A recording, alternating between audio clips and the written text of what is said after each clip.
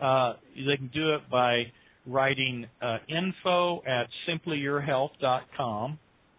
That's info@simplyyourhealth.com, or they can contact me at Dr. That's Dr. actually for doctor. Dr. John Waterman at Argusoog, and that's ARGUSOOG radio.org. Dr. John Waterman at argusogradio.org. And I'll make sure they can get them.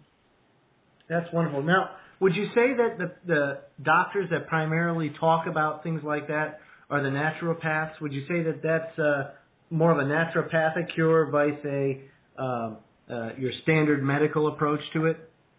Well, that's a good question. You know, when I was training, it took 2 years postdoctoral training. I went out to Massachusetts, and the people that brought this information to America were European. They were Germans. There were other allied healing art people, all medical doctors. There was no naturopaths that came over. And in the series of they had, you know, they'll have a 2-year class, and they graduate them, and they have another 2-year class. And in each one of the classes, there would be about 150 doctors. About half of them were medical doctors, and the balance was a mix of ODs and NDs. There was a few chiropractors and some nurse practitioners. But by and large, there's only probably, well, now there's been a decade of that teaching gone on. And so there might be, 1,500 doctors all over the entire country, actually worldwide, that have been trained in this. So there's, when you're comparing it to the population of the United States, there's only, a very few, a handful that actually know about it and or know how to use it that has actually been trained. Now, there might be some that know about it, just don't know how to use it, because it requires you to start thinking a different way, and that is that you can be fine. Let's say you're a healthy specimen of a man, and you've done everything. You've ate organic foods, and you've taken your colloidal silver and your vitamins and all the supplements and things you needed to do, and you're always really healthy, but one day you get hit by a truck. And the Hermetically Society of Large Mayonnaise Jars comes out, and they get you and they seal you up in this huge mayonnaise jar that's sterile, and everybody gets to watch what goes on after you've died. Well, guess what? Microbes out of nowhere start decaying the body. Well, where did those microbes come from? The mayonnaise jar was sterile. It was closed up and sealed. Nothing could get in there. It all came from the upgrading of microbes that are taking advantage of the environment that has changed from oxygen to no oxygen, and from alkaline to acid, and now the microbes will morph and decay the body. So that kind of mentality, where people that are in medicine are constantly talking about contagions, aren't aware that it doesn't take a contagion. We can get a contagion. We can get these bugs out of the Gulf, and all it takes is one to teach another one what it's going to do.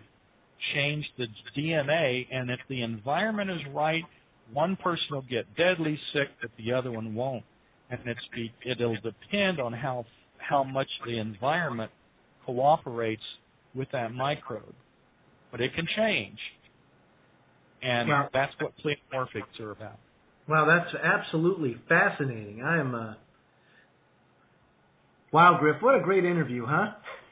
Yes, I'm acting like a sponge. Yeah, me too. The knowledge. John, speak a minute about Obama encouraging people to eat the fish out of the Gulf. Yeah. Man. We already had a problem because we were already told professionally that women that were pregnant weren't supposed to be eating any tuna because of the mercury toxins. Right. I always say if it isn't good for a pregnant woman, it's not good for a non-pregnant male. The whole point is it's either toxic or it's not. It's not a little bit toxic. So we shouldn't be saying, that the fish is okay. We're really talking about contaminated fish down there that's worse than what the women would have been exposed to by eating tuna. I mean, we're talking about just tuna in the open seas that weren't from the Gulf, They were in the open. They were out there where there doesn't seem to be anything, and yet there was mercury toxins in the tuna. But now we're talking about Gulf fish.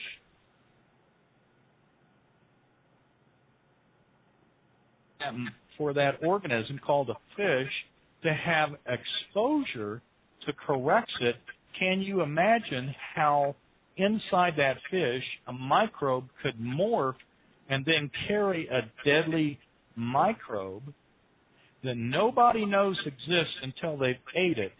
And how do you recall? Do you recall how prions got carried, how it got started? Do you remember? Yeah. They ate the wrong protein. And then the animals got it. And that's what's going to happen if you eat that fish. You're going to have ingested in you this potential for a disaster. I mean, it's like taking a gun with 10 bullets in it, putting one bullet in it, and spinning the barrels and putting it to your head and guessing if it's going to kill you. That's incredible, and it's a facet of the whole situation down there that I personally never, ever even thought about. I mean, I thought of many other different things, but this certainly doesn't. This is a whole new twist on it. Folks, if you guys have a question or comment for Dr. Waterman, Griff, or myself, or John, the number to call is 646-727-3387. A question from the chat room, guys, and I'll pose this, to all three of you. Griff first, go ahead. Do you think that this overall agenda that we're looking at right now, do you see it from more of a depopulation standpoint, or do you see it more as a kind of like a property grab? Do you see it?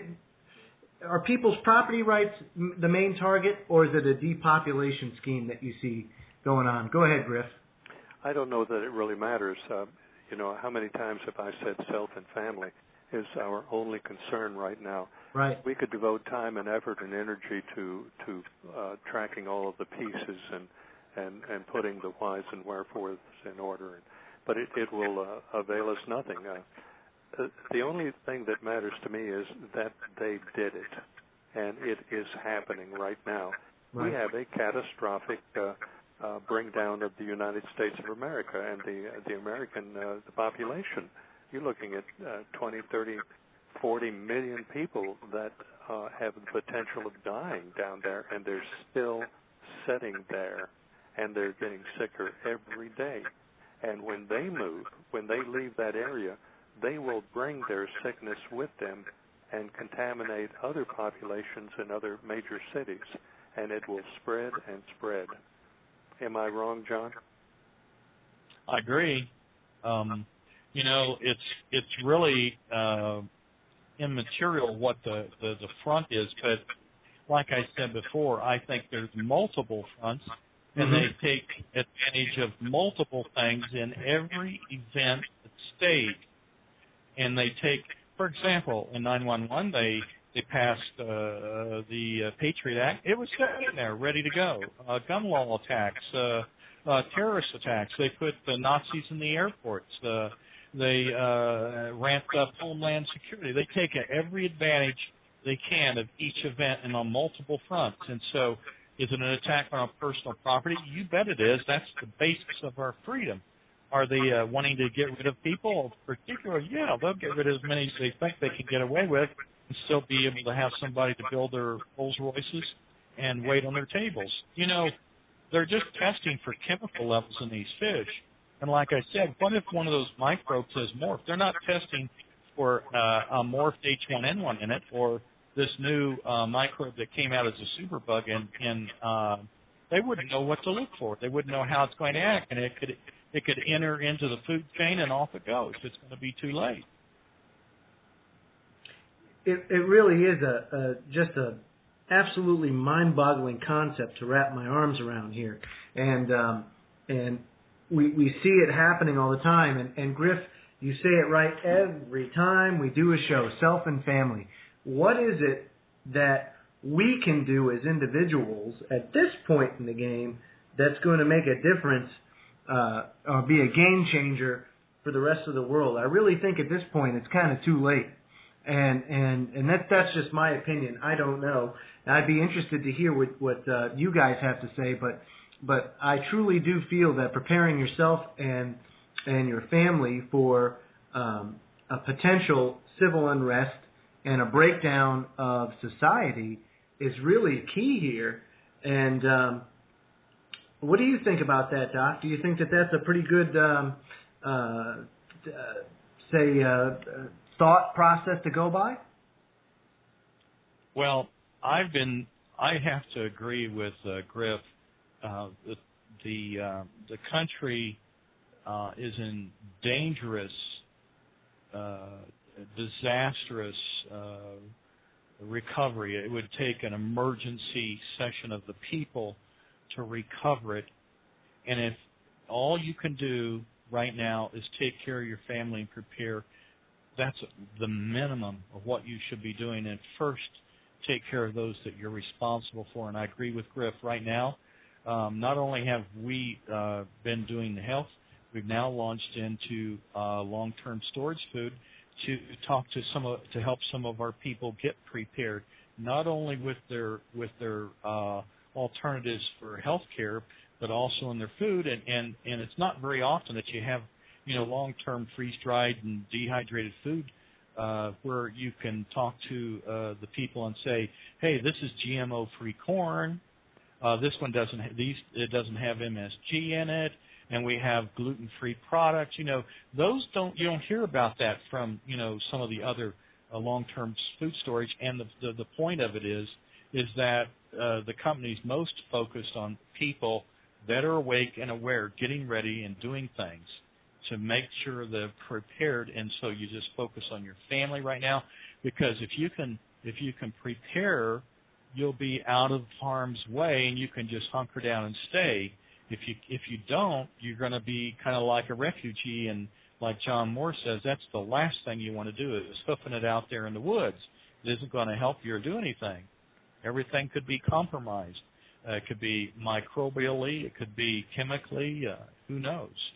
You're up for grabs when you're on your feet. But if you go ahead and start working right now, you can get prepared. And that's what I'm trying to do, is answer the question, what can I do to prepare myself with my health, and how can I live through this? And so we've gone with a new food program and company, and we have this a packet we can send out called Shop Where the Doctors Shop. I want people having access to good remedies and therapies for them to have now and for the future.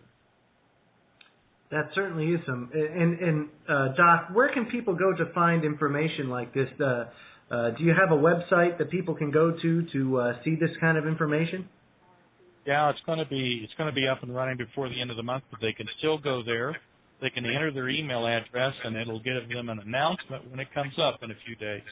And all they have to do is go to simplyyourhealth.com, simplyyourhealth.com, and just go there, put in your email, and they'll get all their information. In the meantime, if they're interested in these remedies called pleomorphics, I do have a protocol I can send them a copy of that talks about the H1N1 protocol I had recommended with pleomorphic remedies, and it explains the protocol, why it was important, and what they needed to do, and which one of the remedies they needed, and so forth. I'd be glad to send that out.